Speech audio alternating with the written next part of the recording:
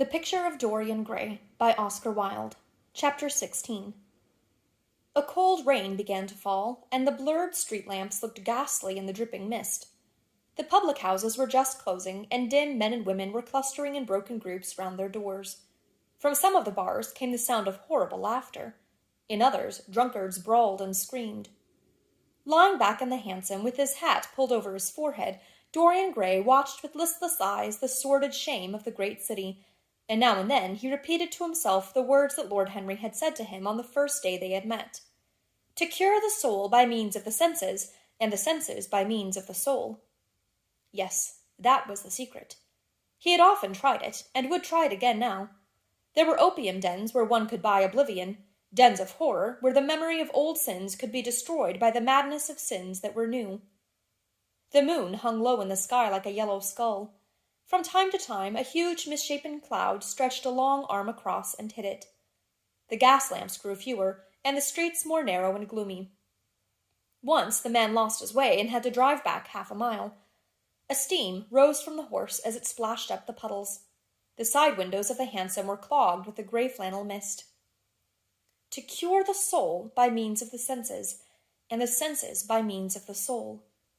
How the words rang in his ears! His soul certainly was sick to death.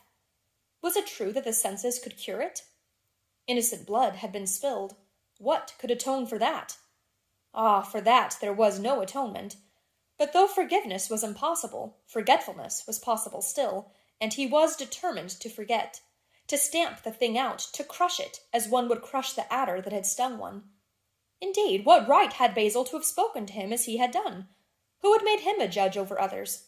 He had said things that were dreadful, horrible, not to be endured. On and on plodded the hansom, going slower, it seemed to him, at each step. He thrust up the trap and called to the man to drive faster. The hideous hunger for opium began to gnaw at him. His throat burned, and his delicate hands twitched nervously together.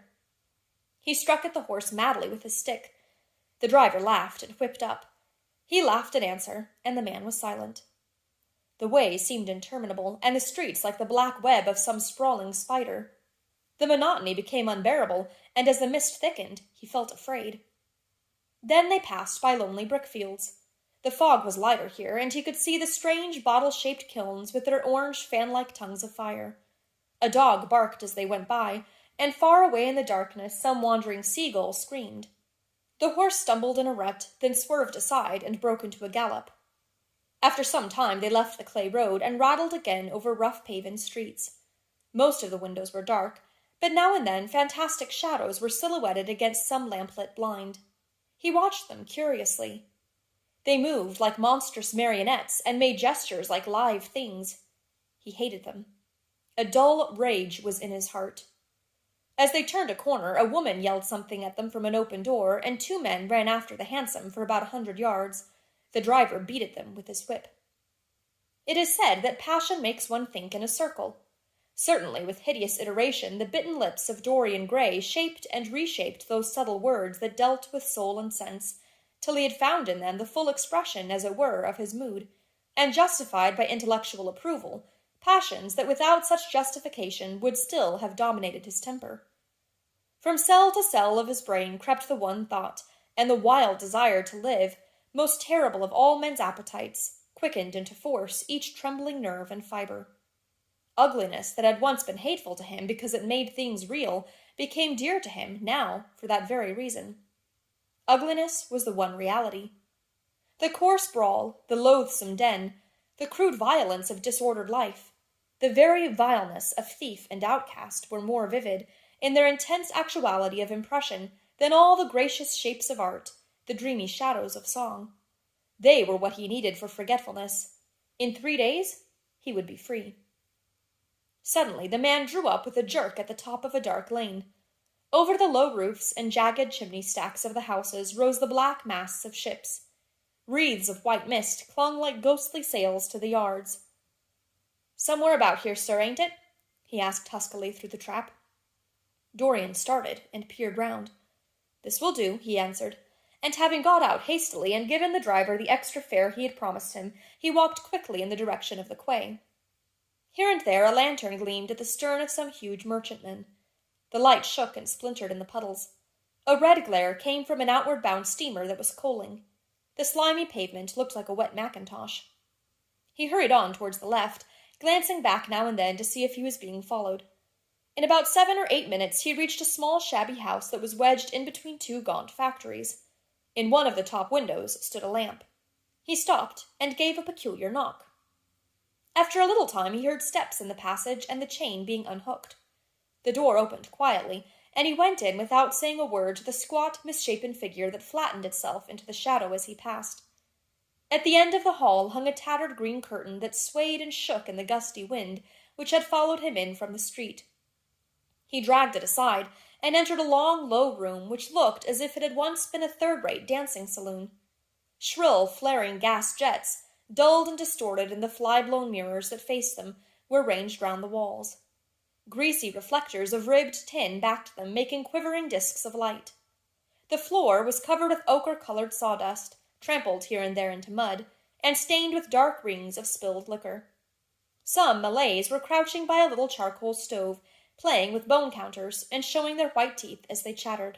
In one corner, with his head buried in his arms, a sailor sprawled over a table, and by the tawdrily painted bar that ran across one complete side stood two haggard women, mocking an old man who was brushing the sleeves of his coat with an expression of disgust.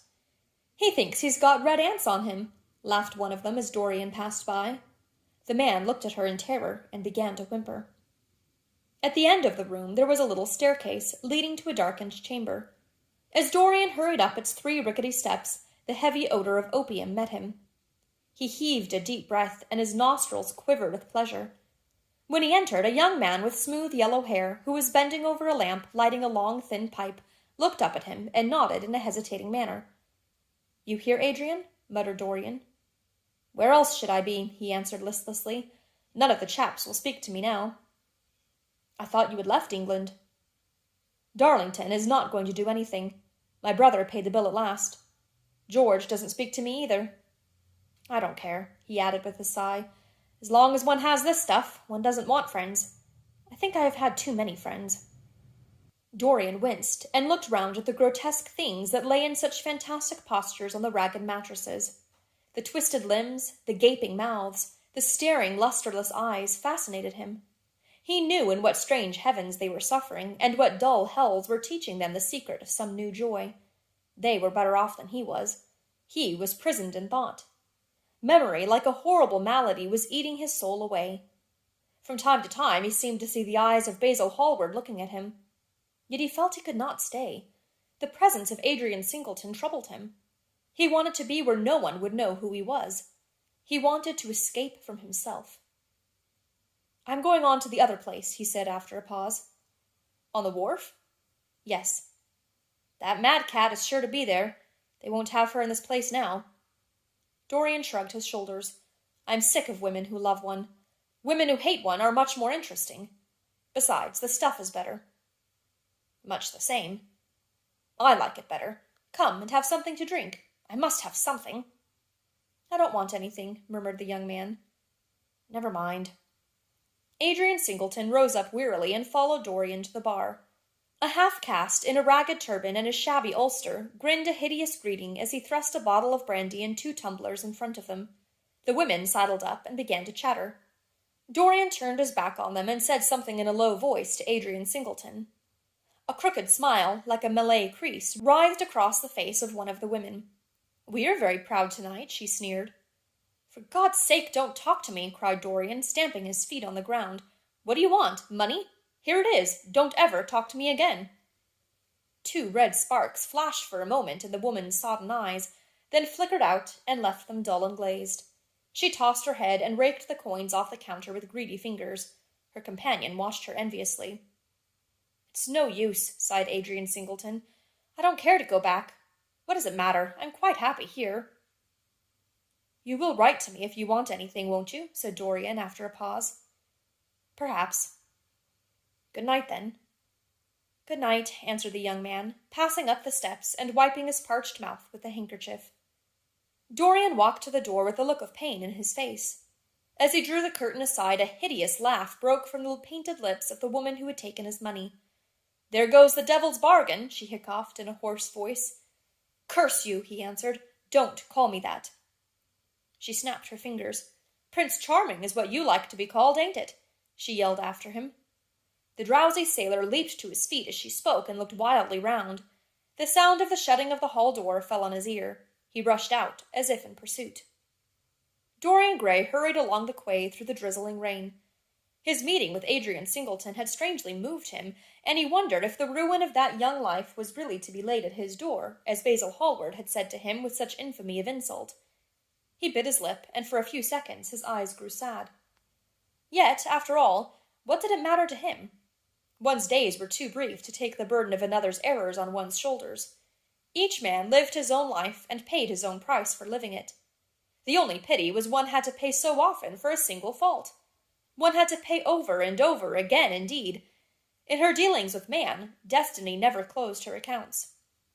There are moments, psychologists tell us, when the passion for sin, or for what the world calls sin, so dominates a nature that every fiber of the being, as every cell of the brain, seems to be instinct with fearful impulses. Men and women at such moments lose the freedom of their will. They move to their terrible end as automatons move. Choice is taken from them, and conscience is either killed or, if it lives at all, lives but to give rebellion its fascination and disobedience its charm. For all sins, as theologians weary not of reminding us, are sins of disobedience. When that high spirit, that morning star of evil, fell from heaven, it was as a rebel that he fell.